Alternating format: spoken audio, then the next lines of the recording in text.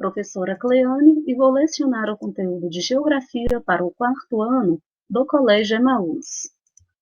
Turma, na última aula eu deixei algumas atividades para vocês fazerem. Vou iniciar essa aula fazendo a correção. Número 1. Escreva no caderno as regiões e os estados de cada região do Brasil. Depois responda as questões. Lembra que eu mostrei para vocês, gente, que o território brasileiro ele é dividido em municípios, em estados, né? E esses estados são divididos em municípios e os estados eles estão divididos por regiões. Os estados eles estão divididos por 5 grandes regiões: região norte, região nordeste, região centro-oeste, região sudeste e região sul. Vamos iniciar com a região norte, para a gente ver quais são os estados que fazem parte da região norte. Região norte nós temos o Acre, o Amazonas, o Amapá, Pará, Rondônia, Roraima e Tocantins. Região nordeste ela é composta por 9 estados: Alagoas, Bahia, Ceará, Maranhão, Paraíba, Piauí, Pernambuco, Rio Grande do Norte e Sergipe. Região centro-oeste: Goiás, Mato Grosso do Sul e o Distrito Federal, onde está localizada a capital do Brasil, Brasília. Sudeste: Minas Gerais, Espírito Santo, São Paulo e Rio de Janeiro. Sul: Paraná, Santa Catarina e Rio Grande do Sul. Letra A. Qual é o nome do estado onde você mora? Minas Gerais. Qual é a capital e a sigla desse estado? A capital é Belo Horizonte e a sigla é MG. Em que região esse estado está localizado? Como nós fizemos agora há pouco, está na região sudeste. Que outros estados pertencem à mesma região? São Paulo, Rio de Janeiro e Espírito Santo também fazem parte da região sudeste. Número 2. O estado onde você mora faz limite com quais estados? Complete abaixo. Ao norte, com Bahia; ao sul, com São Paulo; a leste, Espírito Santo; e a oeste, com Goiás. Assinale com um X apenas as frases com a afirmação corretas. O estado de Rondônia faz parte da região centro-oeste. Não, o estado de Rondônia faz parte da região norte. A região norte é formada por 7 estados. Não. Santa Catarina faz parte da região sul. Está certíssimo. Vamos contar quantos estados fazem parte da região norte?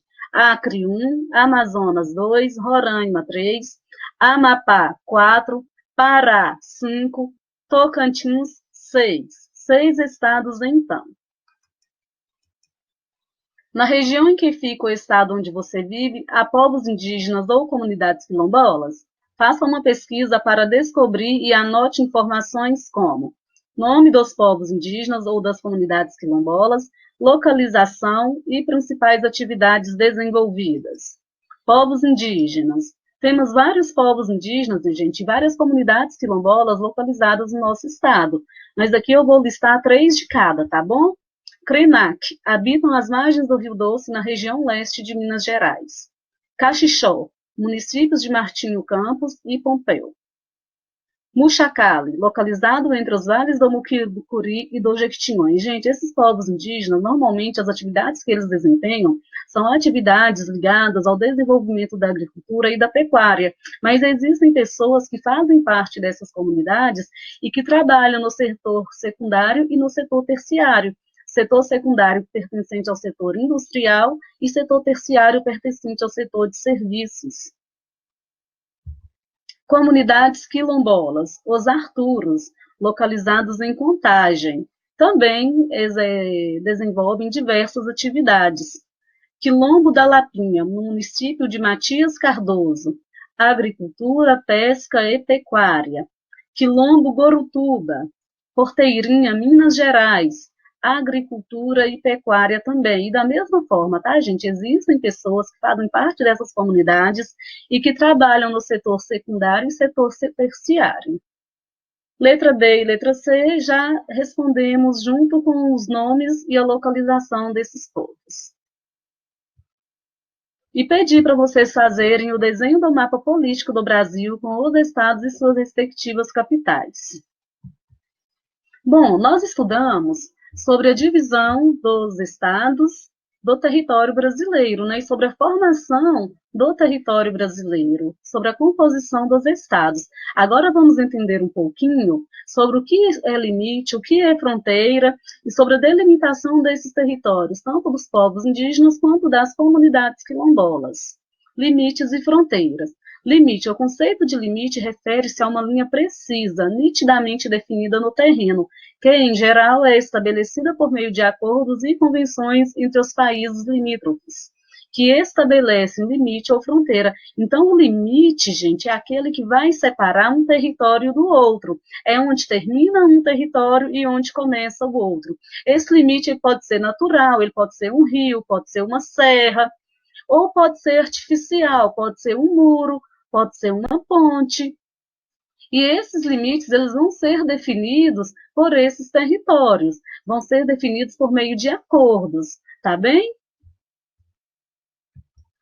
Fronteira. As fronteiras, gente, elas representam um conceito mais amplo.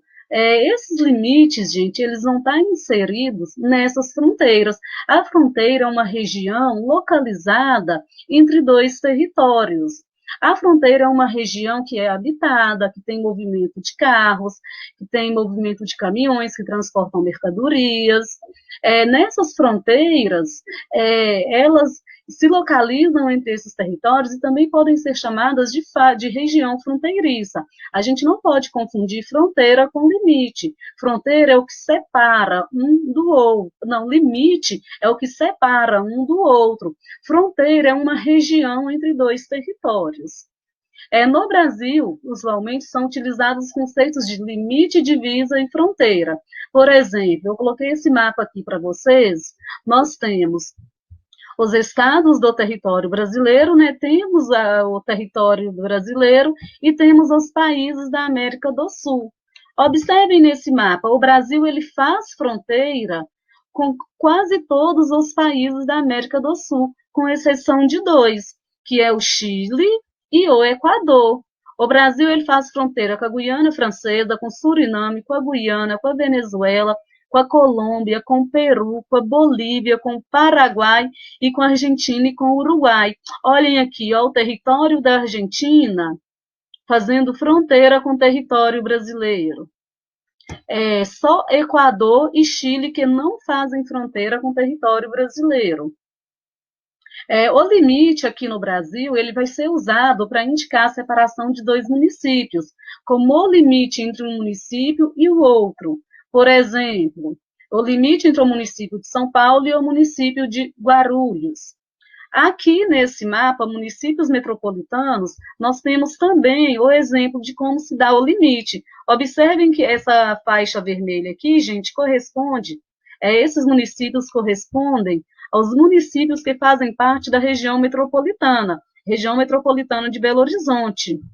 Esses municípios, na coloração cinza, é como se fosse o colar, né, da região metropolitana. Eles não fazem parte da região metropolitana, mas eles estão no entorno da região metropolitana, tá certo? Então, esse limite aqui, estão vendo os limites municipais. Cada município vai ter o seu limite. Outro exemplo de limite, observem aqui entre Piauí e Ceará, que inclusive, gente, entre Piauí e Ceará ainda existe um problema para demarcar qual é o limite entre os dois estados. E esse problema ele vem desde quando o Brasil era um império, né? Que essa divisão ela não ficou muito, vamos dizer assim, muito certa para os dois estados. E essa região de limite, né, entre esses dois estados, é uma região extremamente importante, porque é uma região onde nós temos a presença do agronegócio, onde nós temos a geração de energia e onde nós temos locais, né, de atração turística. Então, essa região ainda está em demarcação, para definir qual que é o limite, qual parte pertence a um e qual parte pertence ao outro. E causa também transtornos da população, né? Porque quando a população ela vai recolher impostos, quando a população vai colocar endereço, a população fica confusa. Eu pertenço a qual estado? Ceará ou Piauí? Eu vou recolher imposto para qual estado? Para o estado do Ceará ou estado do Piauí? Então, acaba fazendo essa confusão quando não há essa demarcação de limite certinha.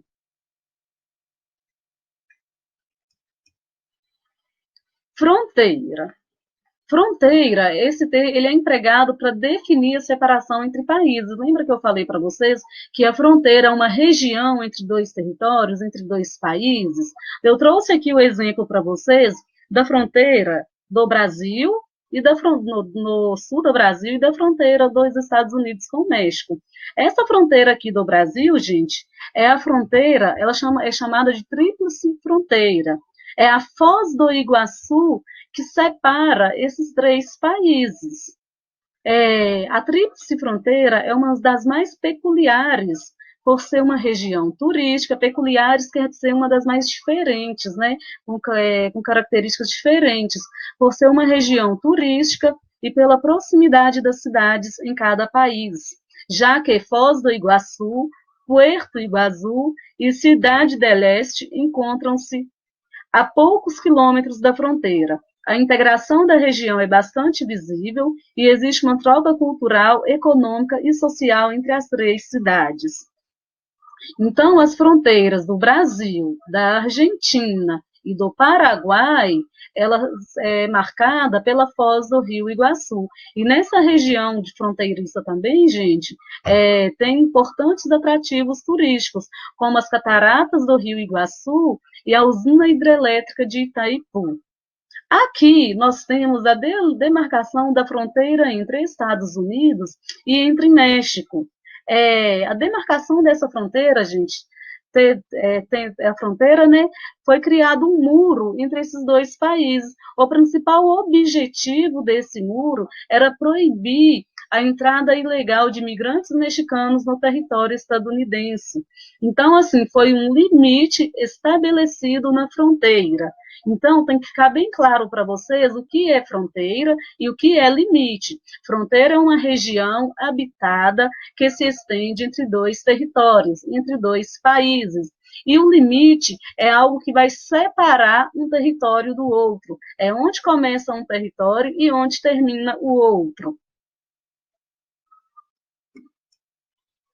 Vamos falar um pouquinho agora sobre os povos indígenas aqui no Brasil. Nós sabemos, né, pessoal, que quando os portugueses chegaram aqui no território que hoje pertence ao Brasil, os indígenas eles já estavam aqui.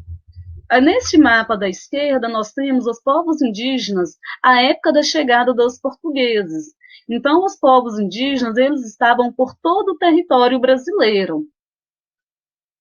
Neste outro mapa da direita, nós temos a distribuição da população indígena por município. Esses dados são de 2010, tá bom?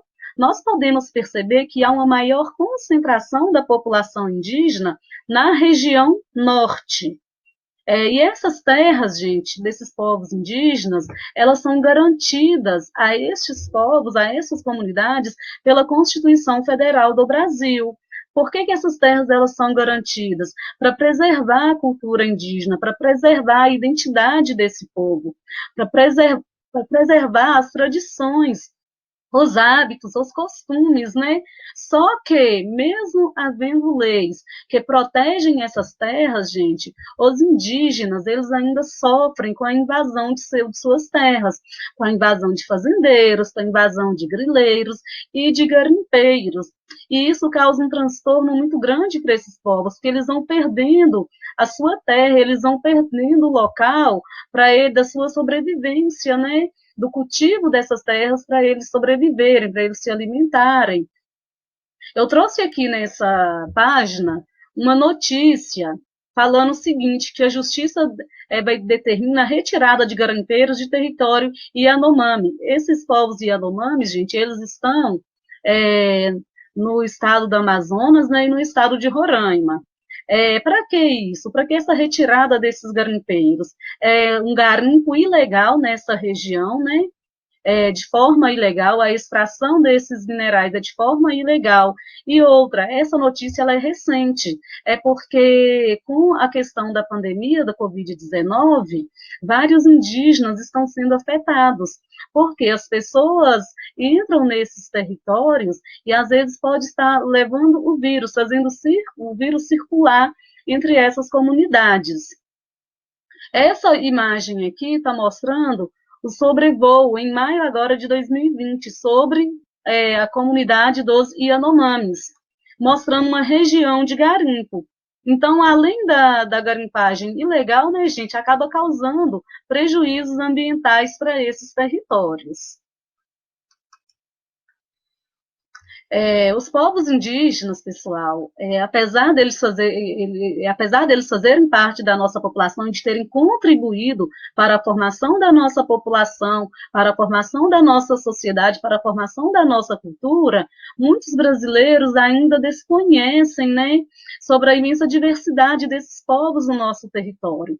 Estima-se que na época da chegada dos europeus fossem mais de 1.000 povos, somando cerca de 4,5 milhões de indivíduos. Atualmente, gente, no território brasileiro, nós temos 256 povos que falam mais de 150 línguas diferentes. Os indígenas, a população indígena que vive no território brasileiro, elas somam cerca de 900 mil pessoas, com grande parte dessa população vivendo nas áreas rurais, vivendo nas suas comunidades. Os povos quilombolas também são outros povos que tiveram uma contribuição, assim, extremamente importante e significativa para a formação da nossa população, para a formação da nossa cultura. Os povos quilombolas, gente, eles são descendentes e remanescentes de comunidades por escravizados fugitivos, que são os quilombos.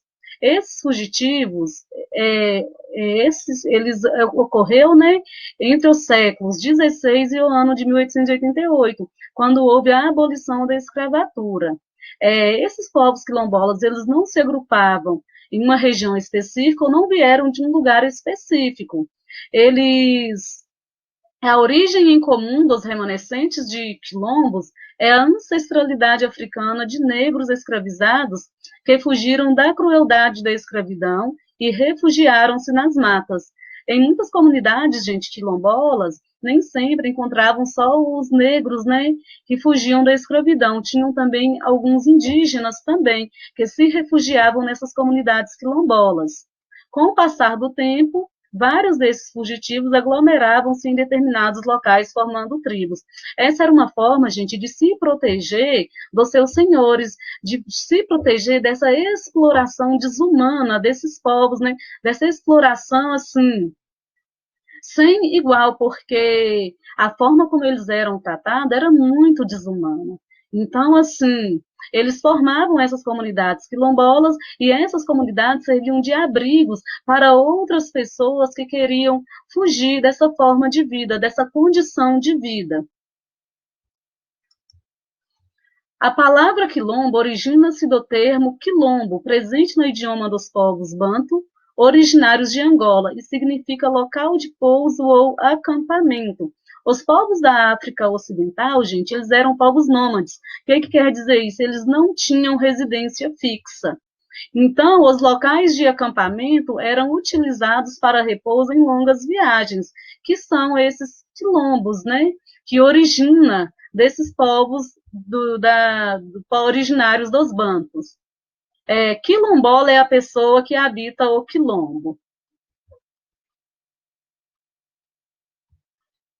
Pessoal, finalizamos por enquanto a nossa aula. Tem algumas atividades para vocês fazerem.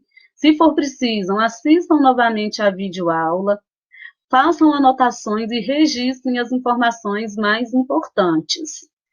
Façam a atividade com muita atenção. Boa aula para vocês, bons estudos e até a próxima aula. Lembrem-se, juntos no caminho certo.